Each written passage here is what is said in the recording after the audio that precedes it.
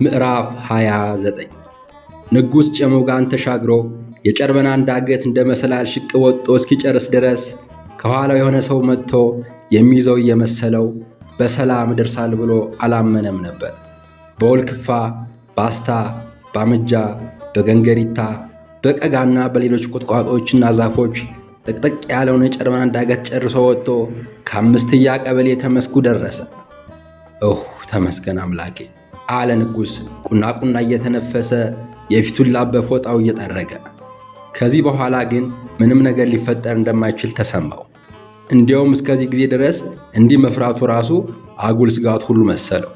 ትንሽ ለማረፍ በቅሎን የግጦሽ ሳር ወዳለበት ዞር አድርጎ እሱ ከድንጋይ ላይ ቁጭ አለ።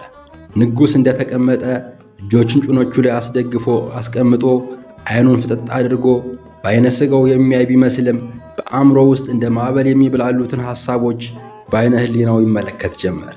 መጀመሪያ አካባቢ ደሳስ የሚሉ ብዙ ሐሳቦች ሲመላለሱበት ቆዩ። በኋላ ደግሞ ደስ የማይልም የማያስከፋም ብቻ ዝም ብሎ ፍራቻን የሚፈጥር አዲስ ሐሳብ መጣ። ይህ አስፈሪ ሐሳብ እኛን የመጀመሪያዎቹን ሐሳቦች ሁሉ አባሮ እሱ ብቻውን ቦታውን ይዞ ትንሽ ቆየ። እንደገና ይህን አስፈሪ ሐሳብ የሚሽርና የሚያበርስ ሌላ አዲስ የሆነ ሐሳብ መጣና ፍርሃቱን ሁሉ ያጠፋለት ጀመር። ከዛ እንደገና ሁሉም ሐሳቦች መተራመሳቸውን አቁመው ለየብቻቸው ተራ በተራ ይመጡ ጀመር። ከአእምሮ የማሳያ መስታወት ላይ ሆነው ተወሰነ ሲታዩት ይቆዩና እንደገና ቦታውን ለሌላ ሐሳብ አስረክበው ይሄዳሉ። መጀመሪያ ግን የሁሉም ፈጣሪ የሆነው አባት ሐሳብ ጎላ ብሎ ታየው። ይህ የሁሉም ፈጣሪና አባት ሐሳብ አባቶቻችን ያዩትንና የተረዱትን የእውነት የእውቀትና የጥበብ መንገድ ሁሉ በብራና ላይ ከተበው አስቀመጡልን ያሉት የእማሆይ ወለተ ማርያም ንግግር ነበር። ቀጥሎ ይህን የማማን ሐሳብ የሚያረጋግጥ የሚመስል ሌላ ሐሳብ መጣ። መጽሐፉ የግዕዝ አሃዝ ከሽፋኑ ላይ የተጻፈበት ከጥበብ መጻሕፍት መካከል አንዱ ሊሆን ቢችል ነው ይላል። ከዛ በኋላ እነዚህን ሁለት ሐሳቦች ተከትለው ሌሎች ሐሳቦችና ጥያቄዎች ይመጡበት ጀመር። ዋናው ጽሑፍ የተጻፈበት ቋንቋ ግን ምን ሊሆን ይችላል? ብቻ ምንም ይሁን ምን የዚህን መጽሐፍ ምስጢር ማወቅ አለብህ። ምናልባት መጽሐፉ ስለተለያዩ መድኃኒቶች የቅመማ ዘዴ፣ ስለ ማዕድናት ዝርዝርና ስለ መገኛ ቦታቸው፣ ስለ ስውራን ዓለማትና ስለማይታዩ ነገሮች የሚያትት ሊሆን ይችላል። የዕለታትን የወራትንና የዘመናትን መፈራረቅና መቀያየር፣ ከፀሐይ ከጨረቃና ከከዋክብት ጋር የሚኖራቸውን ዝምድና አስቀምጦ የሰው ልጅ ዕድል ፈንታውን ከቀናትና ከቦታ ጋር አስማምቶ እንዴት የተሻለ ኑሮውን መኖር እንደሚቻልና ሕይወትን በጣፈንታ ሳይሆን በዕድል ፈንታ ለመኖር መንገድን የሚጠቁም ወይም ደግሞ ሌላ መሰል ጥበብን የያዘ መጽሐፍ ሊሆን ይችላል። ይህ ጥበብ ደግሞ የአንድን ሰው ሕይወት ብቻ ሳይሆን ሙሉ የዓለምን ሕዝብ ሊለውጥ የሚችል ነው የሚል ሐሳብ በሰፊው ሲታየው ቆየና ነገር ግን ይህን ጥበብ ለመፍታት ሳምንታት ወይም ደግሞ ወራት ብቻ ሳይሆን ዓመታት ሊፈጅ ይችላል። መጀመሪያ ቋንቋውን በሥነ ሥርዓት ማወቅ፣ ከዛ የመጽሐፉን ትርጉምና እንድምታ መረዳት፣ ቀጥሎ ደግሞ መቼም የኢትዮጵያ መጻሕፍት ምስጢራቸውን ቀጥታ አይገልጹምና ምስጢሩን ለማግኘት የተለያዩ ማጣቀሻ መጽሐፍትንና ውስብስብ የሆኑ የቦታ የሰዓትና የወቅት ግጥጥሞሾችን ጠብቆ ወደ ዋናው ምስጢር መድረስ። ነገር ግን በዚህ ሰዓት ለአንተ የሚያስፈልግ ደግሞ ሌላ ነው። የሕይወት መሥዋዕት ቢሆንም እንኳ ከፍለህ ማግኘት የምትሻው ነገር ቢኖር በኑሮ ራስህን ችለህ የታፈነ ፍቅርህን ነፃ ማውጣት ነው የሚል ሐሳብ ያናገረው ሲመስለው ንጉሥ ከንፈሩ እያንቀሳቀሰ ብቻውን ማውራት ጀመረ። ልክ ነው። በዚህ ሰዓት የምፈልገው ነገር ቢኖር ለእኔ የምለውን ለመኖር በቂ የሆነ ሥራ ወይም ገንዘብ አግኝቼ ከትርንጎ ጋር መኖር ነው። ከዚህ የሚበልጥብኝ ምንም ነገር የለም። ታዲያ የዚህን መጽሐፍ ምስጢር ለማወቅ ገዳማት ለገዳማት ጫካ ለጫካና በረሃ ለበረሃ ስንከራተት ኖሬ ስመለስ ትርንጎን አገኘታለሁ እንዴ? አላገኛትም። እንደዚህማ ደግሞ አይሆንም። በቃ መጽሐፉን ምስጢሩን መፍታት ለሚፈልግ አካል አስረክቤ እኔ ከጉድጓድ ጫፍ ላይ ደርሶ ሊቀበር ትንሽ ለቀረው ፍቅሬ ቶሎ መድረስ አለብኝ። ይህ መጽሐፍ ደግሞ ዝም ብሎ በአጋጣሚ ከእጄ የገባ አይደለም። በተቸገርኩበት ጊዜ ፈጣሪ ለእኔ ብሎ ያዘጋጀውና የላከልኝ ስጦታ ነው። ይህን መጽሐፍ የፈለግኩት ነገር ባደርገው ጠያቂ ሊኖረኝ አይገባም። በቃ መጽሐፉን ምስጢሩን ማወቅ ለሚፈልግ አካል እሸጠዋለሁ ብሎ ትንሽ ጸጥ ብሎ ፊት ለፊቱ ዓይኑን ተክሎ ቆየና አዎ እሸጠዋለሁ አለ እንደገና መልሶ። ከዚያ በኋላ ይህን ውሳኔውን ተከትለው እንደገና ሌላ ሐሳቦች ይመላለሱበት ጀመር። ንጉሥ እነዚህን ሐሳቦች ጸጥ ብሎ ሲመለከት ቆየና እንደገና መልሶ ማነብነብ ጀመረ። ሚሊዮነር ሆኜ አይደለም ምድር አሽቃባጭ የሰፈር ወሬኛ ይቅርና ሙሉ ጦቢያን የሚያነጋግር ዝነኛ ሆናለሁ። መጀመሪያ መጽሐፉን ቶሎ መሸጥ አለብኝ። ገንዘቡን ከተቀበልኩ በኋላ ቀጣይ ነገሮችን እስካመቻች ድረስ ደብረ ማርቆስ መኖሪያ ቤት እከራይና ቀጥታ ትርንጎን ይዤ እሄዳለሁ። ከዛ በኋላ ባህር ዳር ወይም ደብረ ማርቆስ፣ ባህር ዳር ቢሆን ግን ጥሩ ነው፣ ቤትን ሁሉ የሚያስንቅ የቤት አለቃ የሆነ ቪላ ቤትና ቅንጡ የሆነ የቤት መኪና ገዛለሁ። ከፍቅሬ ከትርንጎ ጋር በፍቅር በደስታና በቅንጦት መኖር እጀምራለሁ። ለቤተሰቦችም የከተማ ቤት እገዛላቸውና ከዛ እንዲኖሩ አደርጋለሁ። አዎ፣ እስከ መቼ ድረስ ከዚህ አፈር ሲገፉ ይኖራሉ? እንደገና ደግሞ እኔ ሥራ ባለመግባቴ ከልባቸው ሲያዝኑልኝና አይዞ ሲሉ ለነበሩ ዘመዶቼ፣ ወዳጆቼና አጽናኞቼ ሁሉ ቆርቆሮ ቤት ለሌላቸው ቆርቆሮ ቤት እሰራላቸዋለሁ፣ ላላቸው ደግሞ የሚፈልጉትን ነገር አደርግላቸዋለሁ፣ ጥሬ ገንዘቡን ቢሆን እሰጣቸዋለሁ እያለ ብቻውን ሲያወራ ቆየና ሌላ ሐሳብ መጥቶ ከትርንጎ ጋር በቅንጦት ቤት ውስጥ የሚኖረውን የቅንጦት ኑሮ ያሳየው ጀመር። በጠዋት ከምኝታቸው ላይ ተነስተው ሙቅና ቀዝቃዛ ሻወር አማርጠው ወስደው ገላቸውን አደራርቀው ልብሳቸውን ለብሰው ጨርሰው ወደ መመገቢያ ክፍል ሲሄዱ ታየው። ዙሪያ ገባው ራስን መልሶ ከሚያሳይ መስታወት በተሰራ መመገቢያ ክፍል ውስጥ ሆነው የምግብ ዝግጅት ሙያ ባላቸው ሰራተኞች በአይነት ተዘጋጅቶ ሲጠብቃቸው የነበረውን ቁርስ እየበሉ እሱ ለእሷ ሲያጎርሳት እሷ ደግሞ ለእሱ እያጎረሰችው በመጨረሻ ማዕዱን አስነስተው ተቃቅፈው ከቤት ሲወጡ ልክ እንዳሁን ሆኖ ይታየው ጀመር። በልምላሜውና በአበቦቹ የሚያውድ መዓዛው የገነትን አንዱን ክፍል ከሚመስለው ሰፊ ግቢ ውስጥ ጥግ ይዞ ወደ ቆመው በውድ ዋጋ ወደ ገዛው ቅንጡ የቤት መኪና ዋክ እያደረጉ ሄዱ። ከዚያ ሲደርሱ የመኪናውን በር በርቀት መክፈቻው ወይም ሪሞት ኬይ ከፈተ። መጀመሪያ ትርንጎን እንድትገባ አደረገ። ከዛ እሱ ደግሞ በስከኋላ ዞሮ ሄዶ በመኪናው መሪ በኩል ያለውን በር ከፍቶ ገብቶ መኪናውን አስነሳ። የቤቱ የጥበቃ ሰራተኛ የግቢውን በር ከፈተላቸው። ከግቢ ወጥተው ጉዞአቸውን ጸጥ ያለ ድባብና በጠዋት ለመዝናናትና ንጹሕ አየር ለመውሰድ የተሻለ ነው ወደሚባለው ሆቴል ወይም ደግሞ መዝናኛ ቦታ አደረጉ። ቀለል ያለ ቁርስ አዝዘው እየበሉ እየጠጡና እየተጫወቱ ለ7 ዓመት ያህል በአጭር ገመድ ታስሮ ይኖር የነበረ ፍቅራቸው በነፃነት ሜዳ ላይ ሲቦርቅ ይታየው ጀመር። ንጉሥ ባህር ዳር ወይም ደብረ ማርቆስ እኖራለሁ እያለ ሲያስብ ቢቆይም ይህን ከትርንጎ ጋር የሚኖረውን የቅንጦት ኑሮ ሲኖር የሚያሳየው ሐሳብ ግን መኖሪያ ቤታቸውን ባህር ዳር አድርጎ እያሳየው ነው። ከጣና ሐይቅ በስከ ደቡብ ምዕራብ በኩል አድርጎ የቤቱ መኝታ ቤት፣ የመጽሐፍ ቤትና የሳሎን መጋረጃ ሲገለጥ የጣና ውሃ ከጥግ እስከ ጥግ ለጥ ብሎ ይታያል። በላዩ ላይ የሚመላለሱ ጀልባዎችና ሳጥማጆች ቁልጭ ብለው ይታያሉ። በውቢቷ ባህር ዳርና በጣና ገዳማት ስጋቸውና መንፈሳቸውን እያደሱ ከዚህ ቤት ውስጥ ሲኖሩ ታየው። አንዳንዴ ደግሞ መቀሌ ሄደው ተዝናንተውና አክሱም ደርሰው ጽዮን ማርያምን ተሳልመው ሲመለሱ ደግሞ በላሊበላ አድርገው የተወሰኑ ቀናትን ጎንደር ሲያሳልፉ ከተወሰነ ቀን በኋላ ተመልሰው ባህር ዳር ይገቡና እንደገና ደግሞ የሐዋሳ የድሬዳዋና የሐረር ከተሞችን እያሰሱ በቅንጡ ሆቴሎች እየተዝናኑ ታሪካዊ፣ ባህላዊና ሃይማኖታዊ ቦታዎችን፣ ስርዓቶችንና ቅርሶችን ሲጎበኙ ትርንጎ ለዚህ ነገር ሁሉ ያበቃት ንጉሥ የሷ ብቻ በመሆኑ ደስ የሚላትን እያሰበ ያ ደስታዋ ግን አሁን ከፊቱ መጥቶ ይታየው ጀመር። እሱ ግን ጉብኝቱንም ደስታውንም አስቀድሞ አሁን በሐሳቡ አጣጥሞ ጨረሰ። ንጉሥ እንደገና መልሶ ሲያስብ ከወደቀበት አንስቶ ለዚህ ሁሉ ሀብትና ዝና ያበቃው ፈጣሪውን የረሳው መሰለው። የፈጣሪውን ዋጋ የሚከፍልበትን መንገድ ሲፈልግ ቆየና በውስጡ እንዲህ ማለት ጀመረ። መጽሐፉን ሸጬ ከማገኘው ገንዘብ ላይ ምንም ነገር ከማድረጌ በፊት በመጀመሪያ 1/10ኛውን አስራት አድርጌ እቀንሳለሁ። ከዚያ በኋላ በቀረው ገንዘብ የምሻውን የምመኘውን ኑሮ እኖራለሁ። በአስራቱ ገንዘብ ደግሞ የገንዘብ ድጋፍ የሚያስፈልጋቸው ገዳማትን፣ አድባራትንና ቤተ ክርስቲያንን እረዳለሁ።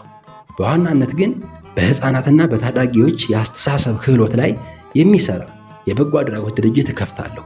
ከዛ እማሆይ ወለተ ማርያም እንዳሉኝ እንደ ዘመኑ ትውልድ ወደ ውጭ የሚያይ ሳይሆን ወደ ውስጣቸው የሚመለከቱ በሰውነታቸው ልክ መኖር የሚችሉ የሀገር ፍቅር ያላቸው ብርቅዬ ልጆችን ለሀገሬ አበረክታለሁ ሲል እንደገና መልሶ እማሆይ ወለተ ማርያም ያሉት ሁሉ ይመጣበት ጀመር። ጉዞ ከመጀመሩ በፊት አግኝቷቸው ሳለ ስለ ዘመኑ ትውልድ ከንቱነት ከነገሩት ነገር መካከል የተወሰኑትን ሲያስብ አሁን ግን ለራሱ ብቻ የነገሩት መሰለው። የአነጋገራቸውንና የነገራቸውን ፍሰት ተከትሎ የሚፈታና የሚቋጠር ግንባራቸው በአእምሮ የማሳያ መስታወት ላይ ጎልቶና ጠርቶ እየታየ ያስፈራራው ጀመር። እኛም በተራችን መድረኩን ተረከብን፣ ሀብቶቻቸውንም አወረሱን። እኛ ግን ውርሳችንን አላስተዋልነውም። ከውርሳችን ላይ ዓይናችንን ዘወር ባደረግን መጠን ጸጋም ስኬትም እየራቀን መጣን። ከውስጣቸው ባለው ጥበብ ሳይሆን ሸጠን በምናገኘው ጥሬ ገንዘብ መለወጥን እንመርጣለን።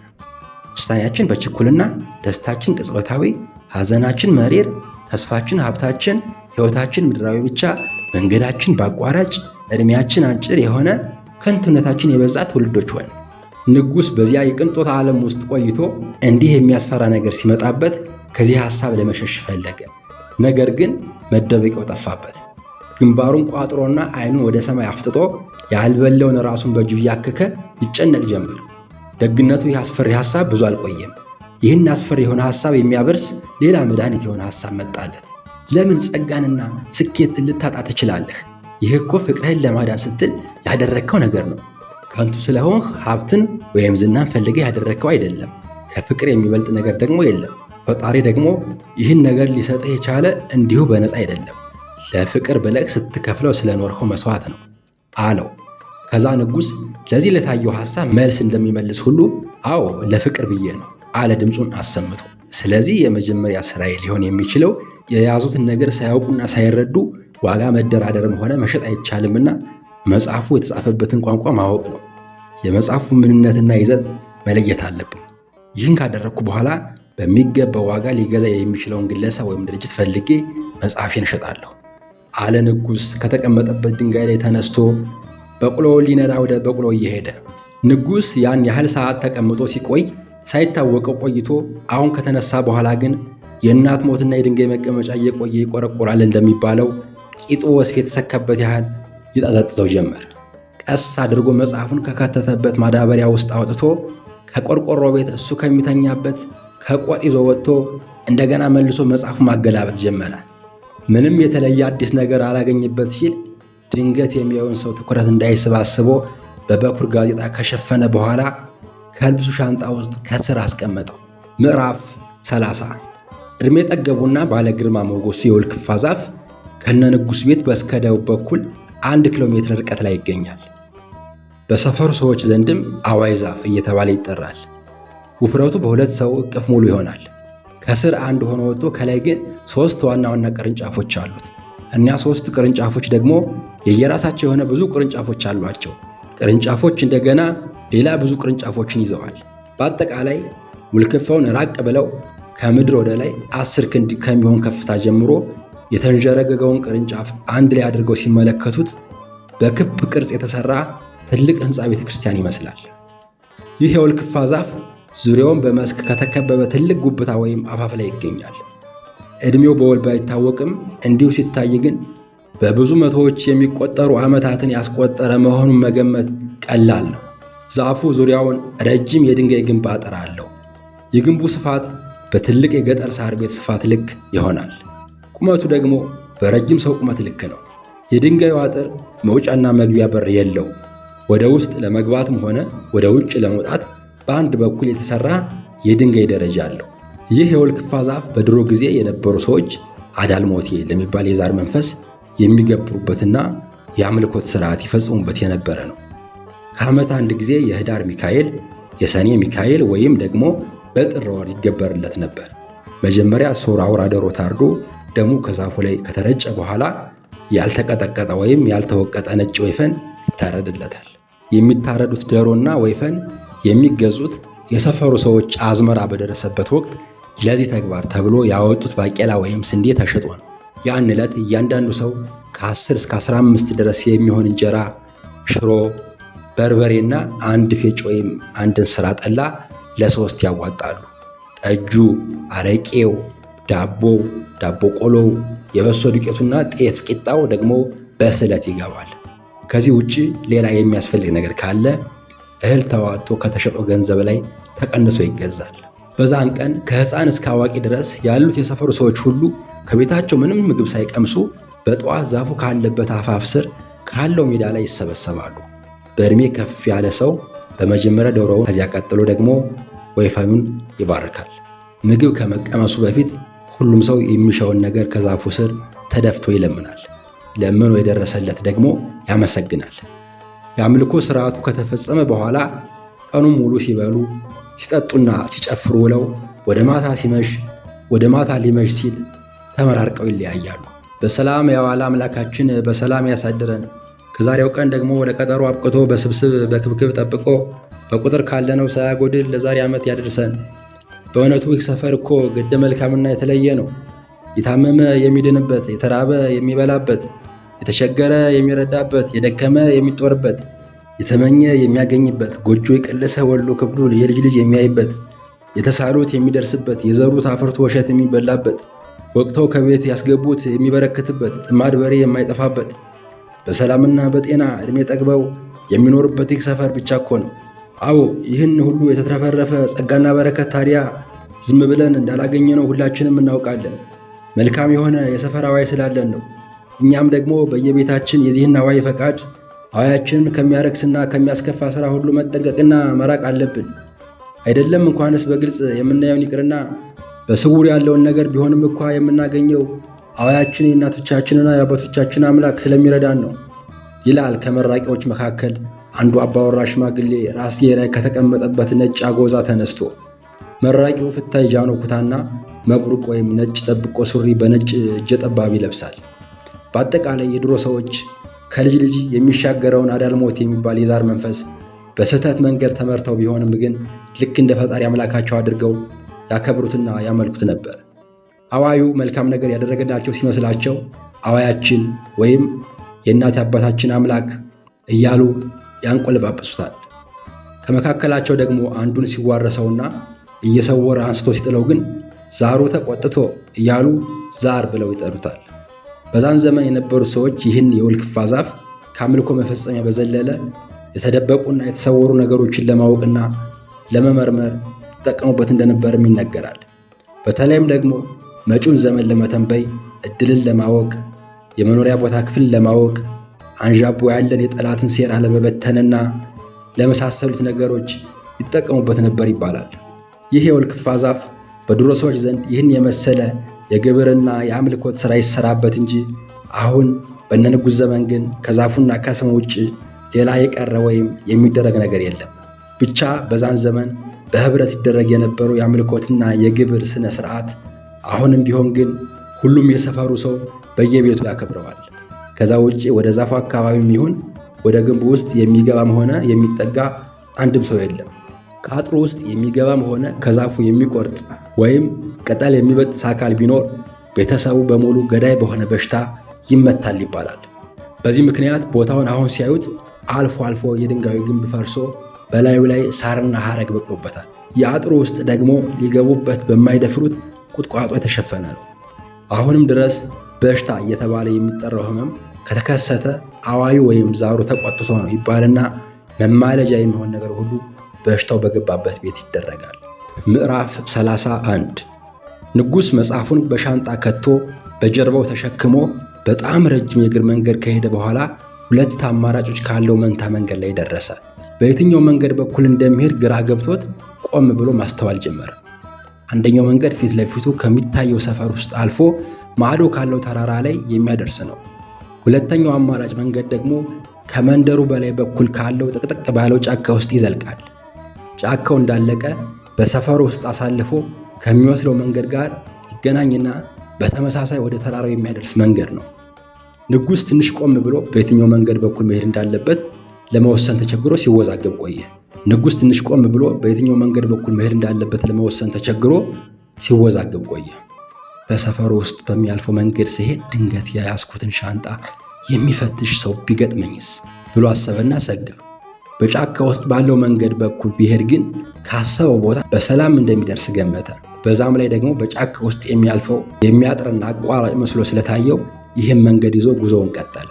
ከጫካው መግቢያ ጫፍ እንደደረሰ ሲያዩት በሚያስፈራውና እንደ መሰላል ቀጥ ብሎ በቆመው የዓለት መንገድ ላይ በቂጡ እየተንፏቀቀ ቁልቁል መውረድ ጀመረ። ሙሉ ሰውነቱ እየተንቀጠቀጠ በጣር ወረደ። መንገዱን ይዞ መሄድ እንደጀመረ በቀላሉ ለማለፍ ከሚያዳግትና በጣም በዛፍ ጥቅጥቅ ካለ ጫካ ውስጥ ደረሰ። ጥቅጥቅ ካለው ጫካ ውስጥ ከገባ በኋላ አብዛኛውን መንገድ አጎንብሶ እንዲሄድ ተገደደ። አንዳንዴ ደግሞ አጎንብሶ ማለፍም አዳጋች ሲሆንበት ተንበልብሎ በሆዱ እንደ ዘንዶ እየተሳበ ይሄዳል። ልብሱን የሚይዝበትን ጋሬጣ እያስለቀቀ በጣም ስልችት ሲለው ደግሞ ጨርቁን በኃይል እየሳበ ረጅም ሰዓት ተጓዘ። በኋላ ይሄ የመጣበት መንገድ በዋሻ ውስጥ አሳልፎ የሚሰድ ሆኖ አገኘው። ነገር ግን በዋሻ ውስጥ አልፎ መሄድ ትንሽ አስፈራው።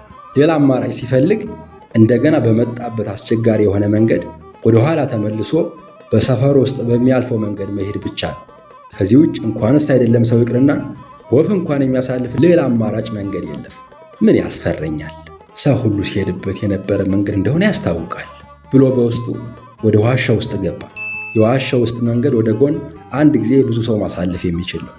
ጣሪያውም ረጅም ቁመት ያለው ሰው እንኳ ሊደርሱ አይችልም። ንጉሥ ጫካ ውስጥ ከገባ ጊዜ በኋላ ገና አሁን ብቻ ቀና ብሎ የሰላም መንገድ መሄድ ቻለ። ንጉሥ የተወሰነ ከሄደ በኋላ አጭር ይሆናል ብሎ ገምቶት የነበረው የዋሻ ውስጥ መንገድ እንዳሰበው አልሆን ብሎ መውጫው ራቀበት። ምንም እንኳ ብዙ ቢሄድም አሁንም ግን መጨረሻውን ማግኘት አልቻለም። እስካሁን የመጣበትን ርቀት ለማየት ወደ ኋላ ዞር አለ። በብርሃን ሲመጣበት የነበረው መንገድ ዓይን ቢወጉ እንኳ የማይታይ ድቅድቅ ጨለማ ሆኖ ታየው። በሁኔታው ተደናግጦ ቶሎ ብሎ ወደፊት ዞር ብሎ ሲያይ ፊት ለፊቱ ያለው መንገድ ግን ቁልጭ ብሎ ይታያል። ምን አይነት ታምራዊ መንገድ ነው! ከፊት በብርሃን እየመራ ከኋላ በጨለማ የሚከተል። ለነገሩ እኔም ወደፊት እንጂ ወደኋላ መመለስ አልፈልግም አለና በልቡ ጉልበቱ እየራደበትና መቅኑ የፈሰሰ እስኪመስለው ድረስ ከአሁን አሁን ከመውጫው ደረስኩ እያለ መንገዱን ቀጠለ። እስካሁን የመጣውን የዋሻ ውስጥ መንገድ የሚያህል እንደገና ወደፊት ተጓዘ። አሁንም ወደ ኋላው ዞር ብሎ ሲያይ ልክ እንደ በፊቱ ድቅድቅ ጨለማ ሆኖ ታየው። በጣም ገረመውና መንገዱን ለመቀጠል ወደፊት ዞር ሲል ያ ከኋላው ያየው ጨለማነቱ ገዝፎ የሆነ አካል ያለውና የሚዳሰስ መስሎ ፊት ለፊቱ ጠበቀው። እስካሁን ድረስ ንጉሥን እያታለለ ያመጣው መንገድ አሁን ግን ከኋላ ብቻ ሳይሆን ከፊቱም ጨለመበት። ልቡ ውሃ ሆነች። አንገቱን ቶሎ ቶሎ ወደ ቀኝም ወደ ግራም ወደ ፊትም ወደ ኋላም እያዞረ ዙሪያውን ሲቃኝ ምንም የሚታይ ነገር የለም። ንጉሥ ሄዶ ባያየውም በወሬ ግን ስለ አስከፊነቱ ሲወራ ሲሰማ የኖረውን ሲኦልን አሁን በአካል ሄዶ ያየ መሰለው። ልቡ ውሃ ሆና በሰውነቱ የተሰራጨች መሰለው። መናገርም መጮህም ፈለግና ነገር ግን አንደበቱ አልታዘዝ አለው። በድካሙ ላይ ፍርሃትና ጭንቀት ተጨምሮበት የለበሰው ልብስ እስኪርስ ድረስ ሰውነቱ በሙሉ በላብ ተነከረ። የሚያደርገው ሁሉ ግራ ገብቶት ባለበት ቆሞ ቀረ። ትንሽ ቆይቶ ለመንቀሳቀስ ሲያስብ ቀኝና ግራው ፊትና ኋላ ሁሉ ተደበላለቀበት። ባለበት ላይ ሆኖ እምቧለሌ ወይም ክብ መዞር ጀመረ። እንደገና ሁለት እጆቹን ወደፊት ዘርግቶ የሚዳበስ ነገር ፍለጋ ያዘ። ከባድ ሸክም እንደተጫነ ሁሉ የሚብረከረኩ እግሮቹን እያነሳ ሲራመድ እግሩ ወደ ጥልቁ ከሚያስገባ ጉድጓድ ውስጥ፣ እጁ ደግሞ ገና ከሩቅ በትንፋሹ ኃይል ስቦ ከሚውጥ የዘንዱ አፍ ውስጥ የሚገቡበት መሰለው። ሙቀትና ብርድ አንድ ላይ ተቀላቅሎ ሲሰማው ጀመር። ሰውነቱ በላብ ቢነከርም ደግሞ በጣም በርዶት ጥርሱ መንገጭገጭ ጀምሯል። 3 እርምጃ የሚሆን ቢራመድም ሀገር እስኪያልቅ ድረስ የሄደ መሰለው። እንዲህ በዳበሳ እየተጓዘ ሳለ ግራ እጁ ከሆነ ነገር ጋር ተገናኘ። የሆነ የሚውጠው አውሬ ያገኘ መሰለው። በቅጽበት እጁን ቶሎ ብሎ መልሶ ጸጥ ብሎ ያዳምጥ ጀመር። እንዳታሞ ድም ድም እያለች ከምትመታው ልቡ ውጭ ሌላ ምንም ድምፅና እንቅስቃሴ የለም። ትንሽ እንደ መረጋጋት አለና ቀስ አድርጎ እጁን ሰዶ ያን መጀመሪያ ነክቶት የነበረውን ነገር መልሶ ነቀው። ቅዝቃዜው ከበረዶ 2 እጅ የሚቀዘቅዝ አለት ነው። በችግር ውስጥ ሆነው እያማረሩ ሳለ ድንገት ደግሞ ሌላኛ ከበድ ያለ ችግር ሲጨመር የመጀመሪያውማ ጌጥ ነው ማስባሉ አይቀርም። ንጉሥ በእጁ ነክቶት የነበረው ነገር የሆነ አደጋ የሚያደርስ አካል መስሎት በችግሩ ላይ የበለጠ ችግር ሆኖበት ነበር። መልሶ ነክቶ ሲያረጋግጥ ግን አለት ሆኖ ሲያገኘው ከዚያ በፊት የቆየበትን ሁኔታ በሙሉ እንደወደደ ሁሉ ኦህ ተመስገን አምላኬ አለ። ንጉሥ ይህ ያገኘውን የዋሻውን አንድ ጥግ በግራ እጁ እየላበሰ ወደፊቱን ወደ ኋላ ባያውቀውም ትንሽ መሄድ ጀመረ። ደግሞ እንደገና ፍርሃት የበለጠ አየለበት። ከላይ የዋሻው ጣሪያ አጭር ሆኖ ጭንቅላቱን የሚገጨው መሰለው። እንደ ጅብ አጎንብሶ መሬት መሬት እያሸተተ መሄድ ጀመረ። በዚህ ሁኔታ ውስጥ ሆኖ የተወሰነ እንደሄደ በሰው ላይ ጉዳት ሊያደርሱ የሚችሉ የዱር አራዊቶች ሁሉ መጠው የሚይዙት መሰለው። አንዴ ዋጥ የሚያደርግ ዘንዶ የመጣበት ይመስለውና ሲውጦ ላለማየት እንደፈለገ ሁሉ አይኑን ይጨፍናል። በፊት አይኑን ገልጦ ከነበረበት የተለየ ሁኔታ ልታይ ሲለው እንደገና መልሶ በጨለማ ውስጥ ጨለማውን ፈልጎ የተጨፈነ አይኑን ይገልጣል። ትንሽ መሄድ እንደጀመረ ደግሞ እግሩ ተጠቅልሎ ከተኛ እባብ ላይ የሚረግጥ ይመስለዋል። እግሩም በአየር ላይ እንዳንጠለጠለው ዝም ብሎ ቆሞ ይቀራል። ንጉሥ በመጨረሻ ከፍርሃቱና ከጭንቀቱ የተነሳ ሰውነቱ እየደነዘዘና አካሎቹ ሁሉ አልታዘዘ እያሉት ሄደ። ቁና ቁና እየተነፈሰ እየዳበሰ ሲከተለው የነበረውን የዓለት ግድግዳ ተደግፎ ቆመ። ትንሽ እንደቆየ ራቅ ብሎ ፊት ለፊቱ የሆነ የትንሽ ባትሪ ብርሃን የሚመስል ነገር የታየው መሰለው። የብርሃኑን አቅጣጫ ይዞ አንድ እርምጃ እንደተራመደ ሁለት እሱን እጥፍ እጥፍ የሚያካክሉ አብደል ጎረምሶች ልክ በብርሃን ቦታ እንደሚራመዱ ሁሉ እግራቸውን ሳይዛቸው በፍጥነት ወደ እሱ እየተራመዱ መጡ። ከእሱ ሲደርሱ አንዱ ጉሩምቦን አንቆ አንጠልጥሎ ያዘው። ሌላኛው ደግሞ ንጉሥ የተሸከመውን ሻንጣ ካወረደ በኋላ ሁለት እጆቹን የፍጥኝ አሰረው። እያዳፉ ወሰዱና ከዋሻው ውስጥ ይዘው ወጥተው ከትልቅ ዛፍ ስር አስቀምጠው ያናዝዙት ጀመር። ጎረምሶቹ እንኳን ተቆጥተው ተናግረው ይቅርና እንዲሁ መልካቸውን ሲያዩአቸው እኮ ያስፈራሉ። እንደሱ አማርኛ ያወሩ እንጂ ጭራሽ የሰው ዝርያ ያላቸው አይመስሉም። አይናቸው በርበሬ የመሰለና ከበሬ አይን 2 እጅ የሚበልጥ ነው። እንደ አንካሴ ወይም ጦር የሾለ ጥርሳቸው ከትልቅነቱ አንጻር የዝሆንን ጥርስ ኢምንት ያስብላል። በጥርሳቸው መካከል ያለው ክፍተት የወፍራም ሰው የእጅ ጣትን ያሾልካል። አፍንጫቸው አይታይም። ካፋቸው ከፍ ብለው ካሉት ልክ ግድግዳ ላይ ቅርብ ለቅርብ የተቀደዱ ከሚመስሉት 2 ቀዳዳዎች ውጪ ሌላ ነገር የለም። ግንባራቸውና አገጫቸው ደግሞ ከመጠን በላይ ወደፊት የሾለ ነው። ግንባራቸውንና አገጫቸውን አይኖቻቸው ካሉበት ቦታ ጋር አንድ አድርገው ሲመለከቷቸው የፊታቸው ቅርጽ የያንሳል ምልክትን ይመስላል። እኒህ 2 ጎረምሶች ከብረት ምጣድ ቂጥ እጥፍ የሚጠቁር መልካቸውን ከአይኑ ፊት ለፊት ገልጠው አንተ ማን ስለሆንክ ነው መጽሐፉን የወሰድከው? እዚህ ምን ልትሰራ መጣህ? ማን ነው በዚህ መንገድ ሂድ ያለህ? ለምን የማይነካ ነገር ትነካለህ? አሁን ከዚህ አንቀብ እንጥልህስ? እያሉ በሚያስፈራና ለመስማት በሚሰቀጥጥ ድምፃቸው ይጮሁበት ጀመር። ንጉሥ አይኑን አፍጥጦና አፉን ከፍቶ እጆቹን ያሰረው ሲያናገረው ወደሱ፣ ጉሩምቦን አንቆ ይዞ ያመጣው ሲያናገረው ደግሞ ወደሱ እየዞረ የተማጽኖ መልክ ስሎ ይቅበዘበዛል። አንደኛው ለምን እናንቀዋለን? አርደን ደሙን እንጠጣዋለን እንጂ ብሎ በሁለት ጠርዞቹ በኩል የተሳለ ሰይፍ ከወደ ጎኑ ላጥ አድርጎ አውጥቶ ወደ ንጉሥ አንገት ሲሰነዝር ንጉሥ ዋይ ብሎ ጮሆ ከእንቅልፉ ነቃ። ተራራ እንደወጣ ሁሉ ሙሉ አካላቱ በላብ ተነክሮ ቁና ቁና ይተነፍሳል። ሰውነቱ እየተንቀጠቀጠ በስመ አብ ወወልድ ወመንፈስ ቅዱስ እያለ 3 ጊዜ አማትቦ ምን ጉድ ውስጥ ነው የገባሁት? ምን አይነት ቀፋፊ ህልም ነው? በስመ አብ አለ ከራስጌው የነበረውን የእጅ ባትሪ ለማብራት በዳበሳ እየፈለገ። ንጉሥ ያየው ህልም በእውኑ የሆነ እስኪመስለው ድረስ አስፈራው። ዝም ብሎ ካልጋው ላይ ተቀምጦ ከቆየ በኋላ ለመተኛት ሲያስብ እንደገና ተመልሶ የሚመጣበት መሰለው። ተቀምጦ አንዴ ወደፊት፣ አንዴ ወደ ኋላ፣ አንዴ ወደ ቀኝ፣ አንዴ ደግሞ ወደ ግራ እየተወዘወዘ ከዚያ በኋላ ያለውን ሌሊት እንዲሁ ሳይተኛ ተጎልቶ አደረ። ንጉሥ ሌቱን ሙሉ እንቅልፍ ሳይተኛ አድሮ ነግቶ ፀሐይ ከወጣች በኋላ ያ ያየው አስፈሪ ህልም በጨለማ እንጂ በቀን ብርሃን እንደማይመጣ ሁሉ ተኛ። ያየው ህልም በጣም አባብቶት ስለነበር በየመሃሉ እየመጣበት እየባተተና እየቃዠ ንጹሕና ሰላማዊ እንቅልፍ ባይሆንም እስከ ቀኑ 6 ሰዓት ድረስ ተኛ። ከተኛበት ከተነሳ በኋላ ስለ መጽሐፉ ሲያስብ ያ ሌሊት በህልሙ ያየው ነገር ተመልሶ እየመጣ ይታየውና ያስፈራራው ጀመር። በዋሻው ውስጥ ሆኖ አንዴ ዘንዶ የዋጠው፣ ሌላ ጊዜ ደግሞ እባብ የተጠመጠመበት የመሰለው እነዛ 2 አስፈሪና አስቀያሚ መልክ ያላቸው ጎረምሶች እያዳፉ ወስደው ከዛፉ ስር ያናዙት ሁሉ ተመልሶ ይመጣበት ጀመር። ስለ መጽሐፉ ላለማሰብና ከዚህ ሐሳብ ሁሉ መውጣት ፈለገ። ዘና ሊል የሚችልበት መንገድ ሁሉ ሲያስብ ቆይቶ በመጨረሻ ከመስኩ ቢሄድ የከብትና የበግ እረኛ እንደማያጣ አስቦ ከነሱ ጋር ለመጫወት ወደ መስክ ሄደ።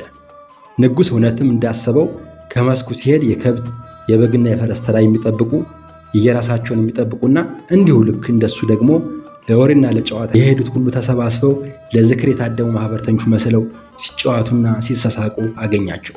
እሱም ማህበሩን ተቀላቅሎ ለጊዜው እንደነሱ መሆን ባይችልም ትንሽ እየቆየ ግን የነበረበትን ሐሳብ ሁሉ ረስቶ በሙሉ ልቡ መጫወት ቻለ።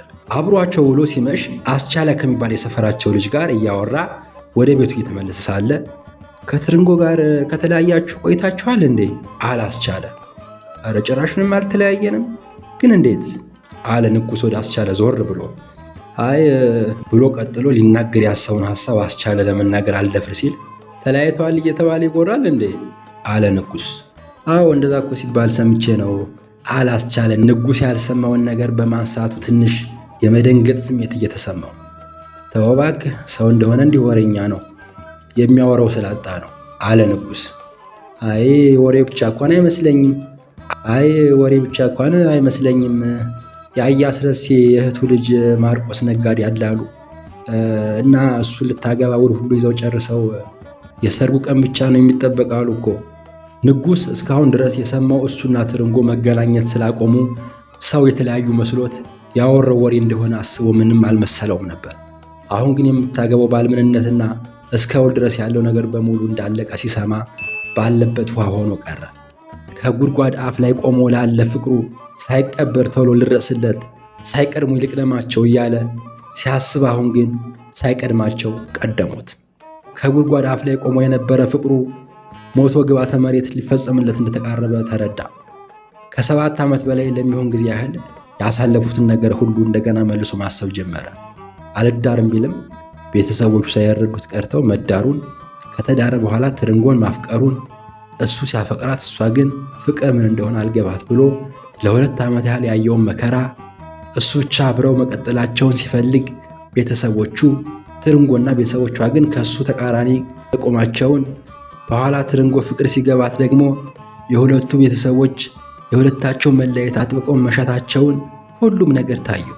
እሱ ደግሞ ይህ ሁሉ ነገር እንዳይሆን ያ የነበረውን መከራና አሁንም እየደረሰበት ያለውን ችግር ሁሉ አንድ ባንድ ተመለከተው። ልጁ ምን ይለኛል ብሎ አስቦ ስሜቱን እንደምንም ተቆጣጥሮና እንባውን ውጦ ዝም አለ እንጂ እሪ ብለህ አልቅስ የሚል ስሜት ሁሉ መጥቶበት ነበር። ንጉሥ ይህን ነገር ከሰማ በኋላ ከአስቻለ ጋር እያወራ የነበረ ቢሆንም እሱ ግን እንዲሁ በደመ ነፍስ ያወራዋል እንጂ ሐሳቡ ሁሉ ከትርንጎ ጋር ነበር። እነሱስ እሺ ያድርጉት፣ ግን እሷ እንዴት ጨክና እሺ ብላ ልታገባ ትችላለች? አይሆንም፣ ውሸት ነው፣ ልታገባ አትችልም። አዎ ቢያንስ ሳትነግረኝ እንዴት ጨክና ውል ልትይዝ ትችላለች? አለ ንጉሥ ለራሱ። ንጉሥ የትርንጎን ማግባት እያወጣ እያወረደ እየቋጠረ እየፈታ ከቤቱ ደረሰ። ማታ ተኝቶ እንኳ እንቅልፍ ወደ መጨረሻው አካባቢ መጥቶ እስኪወስደው ድረስ ሌቱ ሙሉ ሲያስብ አደረ። ለማግባት መስማማቷ ከጭካኔ በላይ ሁሉ የሆነ ጭካኔ መሰለው። እንደገና መልሶ አስገድደዋት ይሆናል እንጂ እሷማ እንዲህ ልታደርግ አትችልም ይላል። እየሰጣት የነበረውን ተስፋ ሁሉ እንደገና መልሶ ሲያስብ ደግሞ ለነገሩ እሷ ምን ታድርግ? እኔ ጥግ ለሆናት ስላልቻልሁ ሌላ ጥግ የሚሆናት ሰው ፈለገች። ልታገባ መሆኗን ባትነግረኝስ ምኑ ይደንቃል? እሷ ሴት አይደለች? እንደ በፊቱ ከሳምንት አንድ ቀን እንኳን የምንገናኝ ቢሆን ኖሮ ነገሩ ከዚህ ሊደርስ ባልቻለ ነበር። ወይኔ ምን አለበት እሷ ራሷ ከዚህ በኋላ መገናኘት የለብንም እስክትለኝ ድረስ ባገኛት ኖሮ በቃ ስተዋት ተወች ሲል ይቆይና በሐሳቡ እንደገና ደግሞ መልሶ የለም ዝም ብዬ እኮ ነው የሚጨነቀው፣ ውሸት ነው እንጂ ልታገባም አትችልም። ነገር ግን በዚህ ሁኔታ ውስጥ ሆነን የምንቀጥል ከሆነ አሁን ባታገባም ወደፊት ማግባቱ አይቀርም። ስለዚህ ይህ ከመሆኑ በፊት ማድረግ የምችለውንና በእጅ ያለው ነገር የዚህን መጽሐፍ ጉዳይ መፍታት ነው አለ። ንጉሥ የዚያን ቀን ሌሊት በትርንጎ ጉዳይ ሲጨነቅና ሲጠበብ አደረ። የመጽሐፉን ጉዳይ በአስቸኳይ መፍታት እንዳለበት ወሰነ። ስለ መጽሐፉ ሲያስብ ባየው ሕልም ፈርቶ ከሐሳቡ ቢሸሽም አሁን ግን በድፍረት ተጋፈጠው። ይህን መጽሐፍ እንዴትም ብሎ ይሁን እንዴት ቶሎ ብሎ ወደ ገንዘብ መቀየር እንዳለበት ወሰነ። ከዚያ በኋላ ከትርንጎ ጋር ያለውን ጉዳይ ቶሎ ብሎ መፍታት እንዳለበት ተረዳ። ጉዞውን ከየት መጀመር እንዳለበት ሲያስብ ግን ከተራራ የበለጠ ዳገት፣ ከሰማይ የራቀ ምጥቀት፣ ከሲኦል የዘለቀ ጥልቀት ሆነበት። ነፋስ መኖሩ ቢታወቅም እንደማይዳበስ ሁሉ ንጉሥም መጽሐፉ ገንዘብ እንደያዘ ቢያውቅም መጨበጡ ግን ከበደው። ብዙ ሲያስብና ሲጨነቅ ቆይቶ በምትሃት ወይም በታምራት ካልሆነ በስተቀር የእሱ እውቀት ሊፈታው እንደማይችል አመነ። አንገቱን ወደ ላይ ወደ ሰማይ አንጋንጦ አምላኬ ሆይ የሆዴን ረሃብ አይተህ እበለው ዘንድ ምግብን ከሰጠህ በኋላ እንዴት አፌን ትዘጋብኛለህ? መቼም አንተ የሚሳነህ ነገር የለምን? ኧረ እባክህን የሆነ መላ ስጠኝ አለ። ንጉሥ ትንሽ ጸጥ ብሎ ሲያስብ እንደቆየ ከበይነ መረብ ላይ መጽሐፉ ከተጻፈበት ጽሑፍ ጋር ሊመሳሰል የሚችል ጽሑፍ የመፈለግ ሐሳብ መጣለት።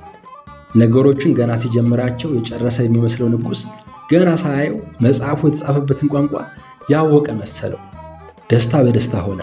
ጭንቅና ጥበብ ብሎ ተቋጥሮና ጠቁሮ የነበረ ፊቱ መፈታትና መፍካት ጀመረ። ስልኩ ካርድ ስላልነበረው ከ810 የኢትዮ ቴሌኮም የገንዘብ ማበደሪያ ቁጥር ላይ 10 ብር ተበደረ። የስልኩን የበይነ መረብ ወይም ኢንተርኔት መክፈቻ ምልክት አብርቶ የጉግል መተግበሪያውን ከፍቶ አንሸንት ላንጉጅስ ኤንድ ዜር ሌተርስ ጥንታዊ ቋንቋዎችና ፊደሎቻቸው ብሎ ጽፎ ፈልግ የሚለው ምልክት ነካ። ንጉሥ ጉግል ያቀረበለትን ቁልቁል የተዘረገፉትን አርዕስቶች ሁሉ አንድ ባንድ እየከፈተ ማየት ጀመረ። ከራስጌ ከገጹ መጀመሪያ አካባቢ ፒክቸርስ ስዕሎች የሚለውን ጭምር እየከፈተ የሚመሳሰል ጽሑፍ ይፈልጋል። በመጨረሻ መጽሐፉ ከተጻፈበት ጽሑፍ ጋር የሚመሳሰል ጽሑፍ ያገኘ መሰለው። ልቡ በደስታ ባህር ውስጥ ተዋኝ ጀመር። እርግጠኛ ለመሆን መጽሐፉን ካስቀመጠበት አውጥቶ ለማስተያየት ሲሄድ ግን ያልጠበቀው ነገር ገጠመው። መጽሐፉን የሸፈነበት ጋዜጣ ልክ በእሳት እንደተለበለበ ግንድ ከሰል መስሎ ጠቁሯል። መጽሐፉን ገልጦ ሲያየው ደግሞ ከመጀመሪያ እስከ መጨረሻ ገጽ ድረስ ያለው ጽሑፍ ሙሉ በሙሉ ጠፍቷል። መጽሐፉ ጽሑፍ የነበረበት ሳይሆን ገና ሊጽፉት ያዘጋጁት ንጹሕ ወረቀት መስሏል። ንጉሥ ከው ብሎ ደንግጦ ባለበት ደርቆ ቀረ። ለብዙ ደቂቃ ፍዝዝ ብሎ ቆይቶ እንደገና ማሰብ ሲጀምር እየሆነ ያለው ነገር ሁሉ በህልሙ እንጂ በእውኑ አልመስልህ አለው። ምን ማድረግ እንዳለበት ማሰብ ተሳነው። የሆነ የማደንዘዣ መርፌ እንደተወጋ ሁሉ ድንዝዝ አለ። በደመ ነፍስ መጽሐፉን ወደ ነበረበት መልሶ ካልጋው ላይ ጠቅለል ብሎ ተኛ። ከተመረቀበት ጊዜ አንስቶ እስከዚህ ጊዜ ድረስ ያላገኘውን የነፃነት እንቅልፍ ገና አሁን አገኘ። ነገር ግን በሰላም ለመተኛት ነፃነትን አግኝቶ ሳይሆን ለመጨነቅም ቢሆን ቢያንስ ትንሽ ነፃነትና የአእምሮ መረጋጋት ያስፈልጋልና ንጉሥ ግን ለመጨነቅ የሚያስችለውን ነፃነትን ጭምር ስላጣ በድን ሆኖ ተኛ። ንጉሥ ያኔ ሲተኛ እንደተኛ በመጨረሻ ነግቶ ሲነቃ ብቻ ነቃ። በጠዋት ከተኛበት ሲነሳ የሚያስበው ሐሳብ ሁሉ ጠፋበት። ግራ ገብቶት ሐሳቡን ሁሉ ትቶ ለራሱ ሥራ ለመፍጠር ማሰብ ጀመረ። የተሻለ ሥራ ያገኘው መስሎት ከብቶችን ለመጠበቅ አሰበ። ከብቶችን ከቤት ለማስወጣት ከጋጥ ወይም የከብት ማደሪያ ሲገባ አይቶት የማያውቀውን በቅሎ ተኝቶ አገኘው። ደግሞ እንደ ከብት ፈረስና በቅሎም ይተኛል እንዴ አለ ገርሞት። ንጉሥ ነፍስ ካወቀበት ጊዜ ጀምሮ ከከብት ጋር ሲያድግ ፈረስና በቅሎ ተኝተው አይቷቸው አያውቅም። ለመተኛት ቢፈልጉም እንኳ በቁማቸው አይናቸውን ጨፍኖ ያንቀላፋሉ እንጂ በጎናቸው አይተኙም። ድሮ እንቆቅልሽ ሲጫወቱ እንኳ ቀን ቀን ተኝታ የምትውል ማታ ማታ ቆማ የምታደር ምንድናት ሲባል የፈረስ ማሰሪያ ገመድ ነበር መልሱ። ከብቶች በጎችና ፈረሶች ሲወጡ በቅሎ ግን እንደተኛ ቀረ። ንጉሥ የበቅሎ መተኛት የጤና እንዳልሆነ ገባው። ተጠግቶ ከተኛበት አስነሳው። በቅሎ ጆሮውን ጥሎ አንገቱን ወደ ምድር አቀርቅሮ ጅራቱን ወትፎ ሰውነት ሁሉ ይንቀጠቀጣል። ብርድ መቶት ነው ተብሎ በሚያውቅ ሰው ከጭኖቹ መሃል በምላጭ ተበጣ። ከተበጣና ደሙ ከፈሰሰ በኋላ ይሻለዋል ተብሎ ታስቦ የነበረ ቢሆንም ይሻለው ግን አልቻለም። መስክ ከሚውሉት ፈረሶች ተለይቶ ከቤት በታች ካለው ቻክ ወይም ውሃ ካዘለ መሬት ላይ የሚበቅል ሳር እንዲቅጥ ተደረገ። ንጉሥ ግን ብዙም እርግጠኛ አልሆነም እንጂ የበቅሎ ሕመም ብርድ መቶት ሳይሆን በእሱ ላይ ጭኖ አምጥቶ ቤት ውስጥ ካስቀመጠው መጽሐፍ ጋር ሊገናኝ እንደሚችል ጠርጥሯል። በፊት አንገቱ ከእግሩ ጋር እስኪገናኝ ድረስ ተደፍቶ ተቀይዶ እንኳ ወደ ቻኮ እየሮጠ ያስቸግር የነበረው በቅሎ አሁን ግን ሞት አደረሰ። በፊት ሲመኘው ከነበረው ሳር ውስጥ ቢደረግም ከመብላቱ ይልቅ መተኛቱ እንደሚበልጥበት ሁሉ አፉን ከምድር ጋር አገናኝቶ አስደግፎ ተኝቶ ዋለ። ከሰዓት የንጉሥ ወንድም ሙሉ በቅሎ ተሽሎት እንደሆነ ለማየት ሲሄድ በቅሎ ተኝቶ ከነበረበት ላይ ተነስቶ በአካባቢው የለም። አገሰይ እንዲያ ሲጥር ውሎ ተሻለው ማለት ነው አለች ወርቂቱ። ሙሉ በቅሎ እንደሌለ ሲነግራቸው ውስጧ በደስታ ተሞልቶ ወደሱ እየተመለከተች ይሄ የአራም በቅሎ እንዴት አርቷላ እና ያን የመሰለ ሳር ትቶ የታባቱ ሀዶ ነዋ አለ። ይሁንስም ወደ ሙሉ እየተመለከተ አረ እንኳን ተሻለው እንጂ ከፈለገው ቢሄድስ አለች ወርቂቱ። ቀኑ ወደ ምሽት እስኪጠጋ ድረስ በቅሎ በሄደበት ሳይመለስ ቀረ። ቤተሰቡ በሙሉ ወጥቶ ፍለጋ ጀመረ። በየሰው ጓሮ ሁሉ እየገቡ ሰፈሩን እያሰሱ ሲፈልጉ ከቆዩ በኋላ በመጨረሻ በቅሎ ተገኘ። ንጉሥ በቅሎ የተገኘበትን ሁኔታ ሲሰማ ሰውነት ሁሉ ከዳው። ልቡ ከበፊቱ እጥፍ ተመታ ጀመር። ጉልበቱ መራድ፣ እጅና እግሩ መንቀጥቀጥ፣ ምላሱ መተሳሰር፣ ጥርሱ መንገጭገጭ ጀመረ። በምናብ ዓለም ሄዶ ከዛ በሕልሙ አይቶት ከነበረው ዋሻ ውስጥ ገባ። በዋሻው ውስጥ በሕልሙ ያየው መከራና ስቃይ ሁሉ መልሶ ታየው። ሁለቱ ጎረምሶች ወደ ዛፉ ስር ወስደው ያናዘዙት ሲታሰበው በተኛበት ውሃ ቸልሰው እንደቀሰቀሱት ሁሉ ደንብሮ ከሐሳቡ ወጣ። በቅሎ ተገኘ ወደ ተባለበት ቦታ እየተጣደፈ ሄደ።